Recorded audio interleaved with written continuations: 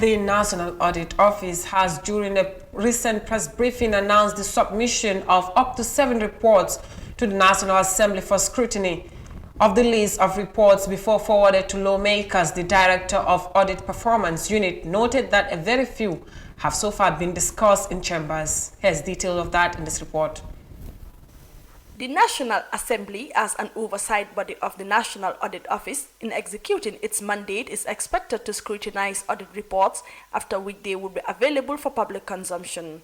However, the National Audit Office appears to be waiting on the National Assembly for the adoption of the audit reports or otherwise. The Director of the Audit Performance Unit at the National Audit Office, Barbara Drame, said several reports have already been shared with the Parliament. It is the responsibility of the National Assembly to discuss our audit reports, to hold those charged with governance the responsibility to make sure that our recommendations are implemented. But as I explained, we have sent 7 reports to the National Assembly since the inception of the Performance Audit Unit. None of the reports have been discussed, and if they have been discussed, that would have pushed the relevant officers to implement the audit recommendation, which would have translated into better service delivery, and also which would have improved the lives of citizens of the Gambia. In the explanation of Mr. Drame, the Assembly had dealt with previous reports on time, but it appears that the queue is a bit long towards the scrutiny table. But it's not only these reports that have not yet been discussed. These are the performance audit reports.